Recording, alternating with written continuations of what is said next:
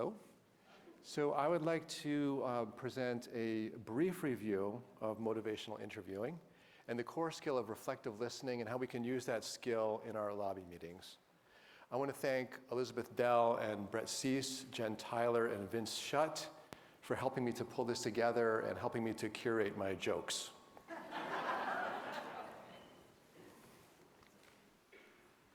Let's see here. Do I have slides?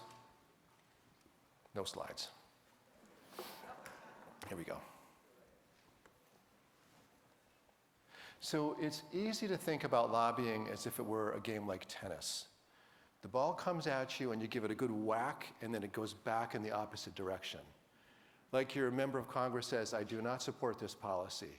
And you give that kind of like an intellectual whack, and then their thought process just reverses in the other direction. And they say, yes, I do support that policy. I do. But lobbying is not like that. I think lobbying is more subtle, like the sport of curling. You all know curling? You know, this stone gets launched on the ice towards a target, and two people run ahead of it with brooms, sweeping the ice. And the idea is that they can subtly influence the speed and direction of the stone by sweeping in front of it. And I think our members of Congress are kind of like those stones. They have their own speed and direction, and we can't significantly change that. But what we can hope to do is to subtly influence their speed and direction. And I think motivational interviewing can give us the skills to exert that kind of subtle influence. Subtle influence might not sound like a lot to you, but if you exert subtle influence skillfully, it can lead to Olympic gold.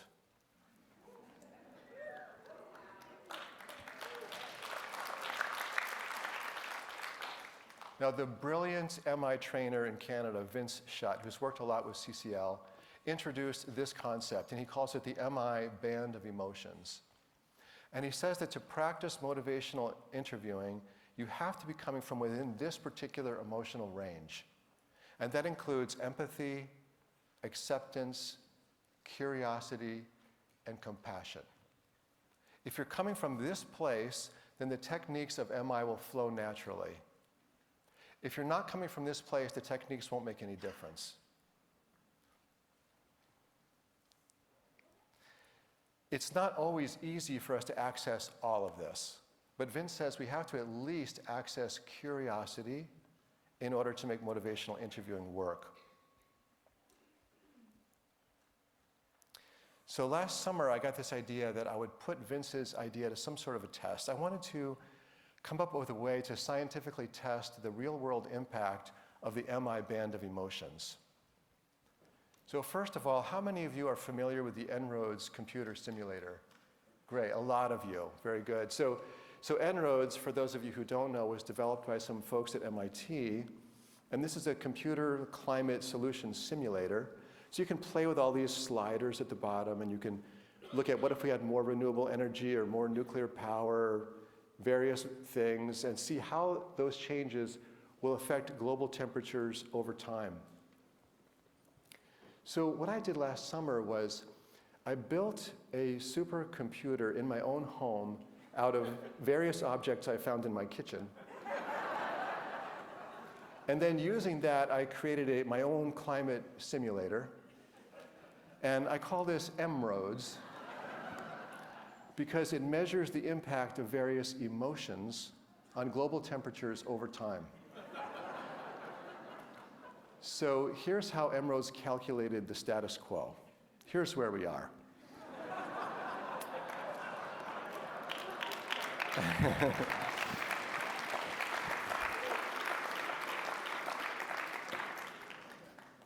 So globally, we have high levels of anger, contempt, hatred, and fear.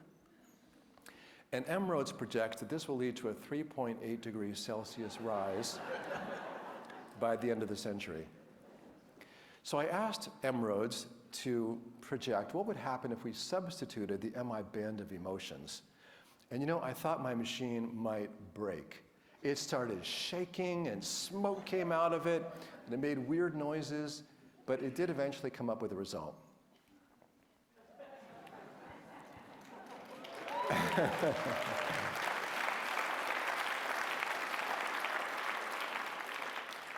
M-Roads projects that high levels of empathy, acceptance, curiosity, and compassion, implemented globally, will keep global temperature rise below 2 degrees Celsius by the end of the century. And we can do even better as we pass effective climate legislation. Now, since we're a science-based organization, I have to confess that the M-Roads model has not yet been peer-reviewed. So this is what I believe, and I invite you to believe it with me. Empathy, acceptance, curiosity, and compassion are foundational to our work. And I think we can consider these emotions a climate solution in themselves. And you could put them on your climate action to-do list, which might look something like this. 1, call Congress. 2, get heat pump. 3, practice empathy, acceptance, curiosity, and compassion.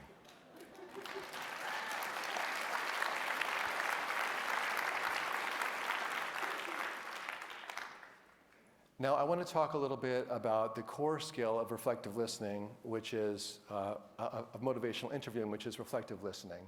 And I'm going to focus on these 2 elements, open-ended questions and reflections. So open-ended questions are simply questions you cannot answer with a simple yes or no. And the idea is to elicit what the other person thinks and feels. And a reflection is you paraphrase in your own words, in an empathic way, non-judgmentally, your own understanding of what they're saying as you imagine their point of view to be. Now, a reflection requires us to do 2 things, and they're both essential. The first step is to listen for understanding. You have to listen to the other person to form a non-judgmental view of what they're saying. Empathically, right? Trying to put yourself in their shoes. Try to see this issue from their point of view. If you don't complete this first step, which is internal, you should really not go on to the second step. So this is the first step, and it's essential. The second step is to offer a reflection by saying out loud how you understand them, right? This is a way of checking your understanding. You tell them what you understand that they're saying, and this will prompt them to say more. Now, to make it easier for you to offer reflections, you could use this handle, what I hear you saying is. But I want to warn you again, this technique is not going to make any difference if you're in the wrong emotional place. If you're not coming from a place of empathy, if you've not made a genuine effort to understand this person from their point of view and without judgment, you really don't want to go down this road. Because if you're feeling angry at them or you think that they're stupid or wrong, and you say, what I hear you saying is, what's going to come out next is just going to be hurtful to this conversation. So you have to complete step 1. You have to go to that place of empathy. Your understanding doesn't have to be correct necessarily, but you have to be genuine in your effort to understand them non-judgmentally.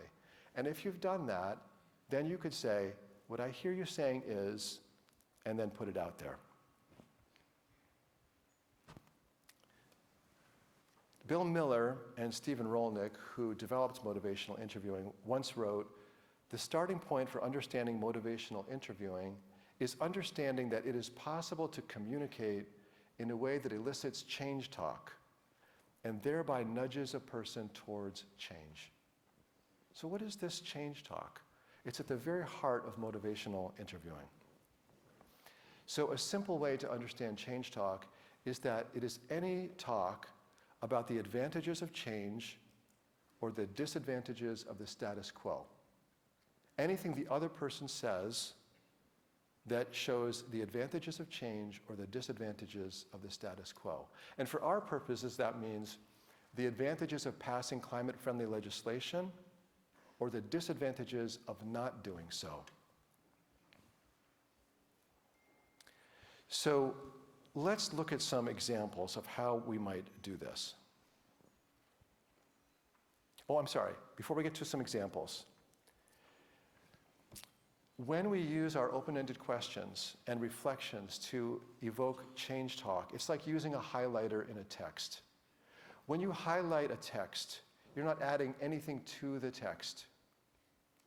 You're simply emphasizing the most important points of the text.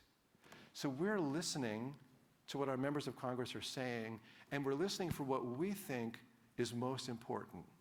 And what is that? We're listening for anything that they say which might indicate what they think is the advantage of passing this legislation or the disadvantage of not doing so.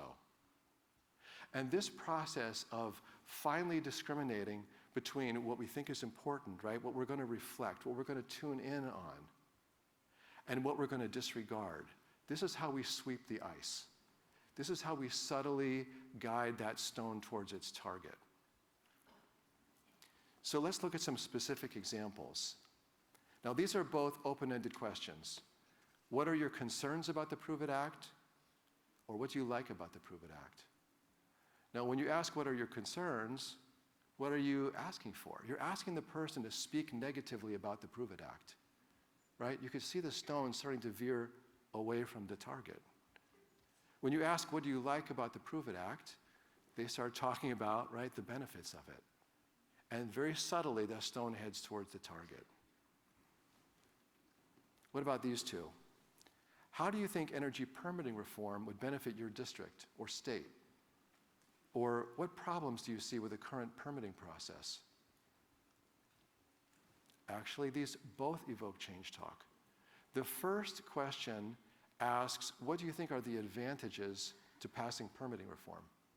And the second one asks, what are the disadvantages of not doing so? Okay?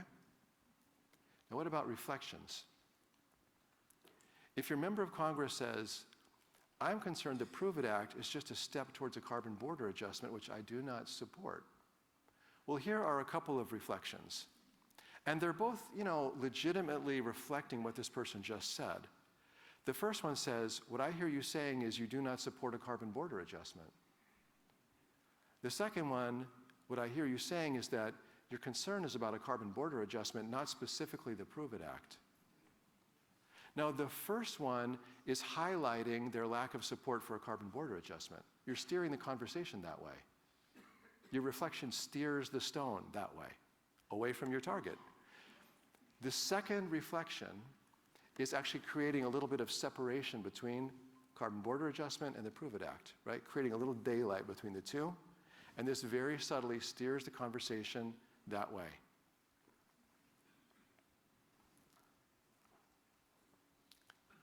What about this example? Your member of Congress says, what remains to do on permitting reform leaves no room for bipartisan compromise. What kind of reflection could you offer to that? Well, here's a couple. And again, I think they're both legitimate in that they both reflect something about what they just said. The first one is, what I hear you saying is, there's no point in pursuing further permitting reform. And the second is, what I hear you saying is, you'd be encouraged by signs of bipartisanship on permitting reform. The first one is taking a highlighter to their sense of hopelessness. We don't really want to highlight that. We don't want the conversation to go down that road. The second one is actually doing an interesting thing where you take a negative and you turn it into a positive, right? They're saying, oh, we can't get bipartisanship on that. And you say, it sounds like you'd be encouraged if we could get some bipartisanship on that. And this might actually prompt them to think, maybe I've seen some signs of bipartisanship. And so again, you're just nudging that stone very gently towards the target. Notice that all of this subtle influence is not happening because you're expressing an opinion. It's not about your opinion. This is about what you hear them saying, and you're just picking out the parts of what they're saying that support our efforts, and we're highlighting it. And that in itself directs the conversation towards the goal of support for the bills we're lobbying for. Now, when you do want to share your own ideas, in motivational interviewing, there is a technique for that. And the idea is first you ask permission to share. And that might be as simple as saying, May I respond to what you just said? This is a very polite thing to do, and it tells the speaker that you are willing to keep listening if they're not done talking. And when they do give you permission, then you want to share your own ideas briefly and succinctly, and then ask them what they think about what you just said, so you can go back to listening. Now, sharing your idea briefly is really important. I think the most common mistake that we all make in lobby meetings is we talk too much. So here's a fun exercise that you can try to train yourselves to be briefer in the way you talk about legislation. I want you to think about the English language version of a Japanese haiku. That's 17 syllables over 3 lines in the form of 5 syllables and then 7 and then 5. And can you write a haiku about the bills we're lobbying on? So, I mean, for example, you might write, gathering data on the emissions content of various goods. Now, this is never going to win a poetry prize, but this is 17 syllables that I think is a pretty good description of the Prove It Act. So I want to introduce to you now the first ever CCL Legislative Haiku Challenge.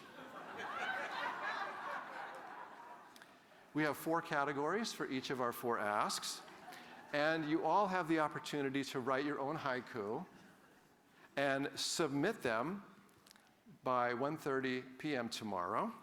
And then you get to vote on your favorite poems. And voting will continue till 5 p.m. Tuesday, and we will announce the winners at the reception Tuesday night. You can submit your poems and vote at cclusa.org/haiku.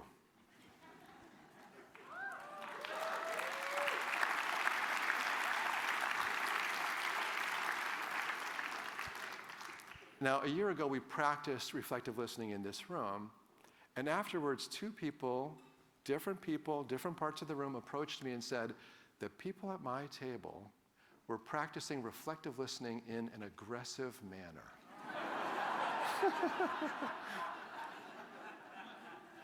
Now, the only way you can do that is if you're not coming from the MI band of emotions, right?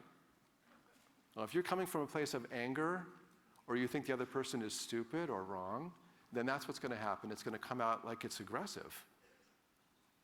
So once again, you know, the important thing is getting yourself in the right emotional place. But when I think about practicing reflective listening in an aggressive manner, it makes me think about cats. Now, some of you may have had this experience, and if not, I think you could probably imagine this. You've got a beloved house cat, and one day you're coming home, and maybe you've got your arms full of groceries, and as you come in the front door, the cat slips between your legs, gets outside, and disappears.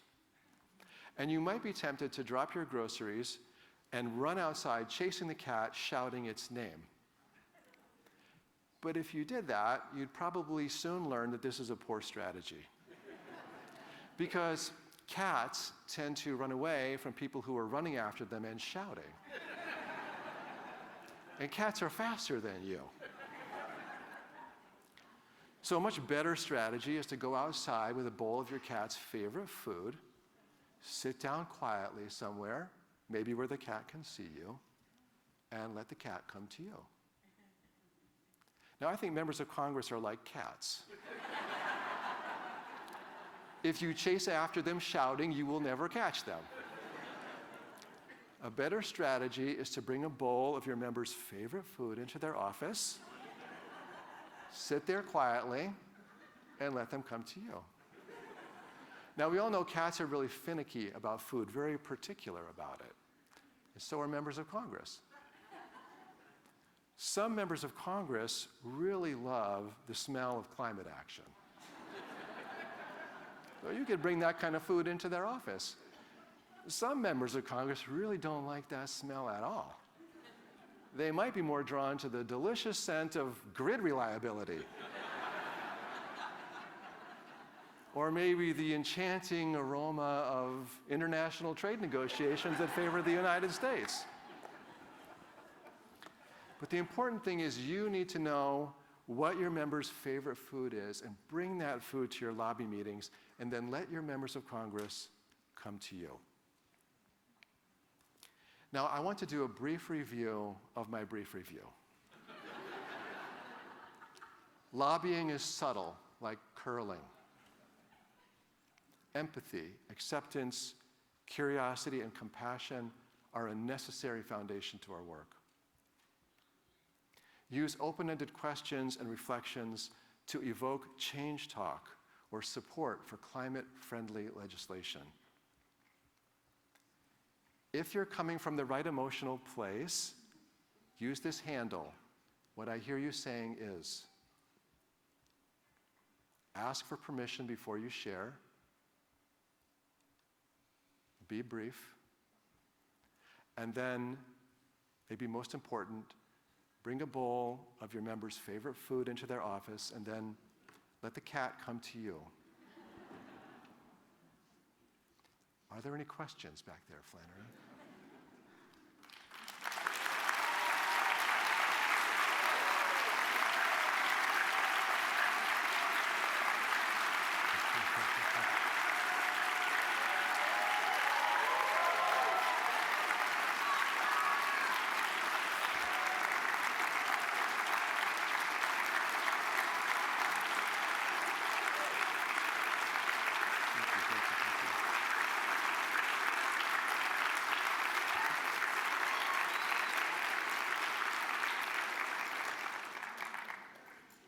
John, you were so wonderful that we've clapped through our question time. We are close to the end, so if you could just go ahead and explain the lobby meeting team planning time, that would be great. So the next thing we're going to do, if you've got a 2 o'clock lobby meeting, we're setting aside the next 45 minutes to have a planning meeting with your team. If you've got a 3 o'clock lobby meeting, you can do that at 5:15.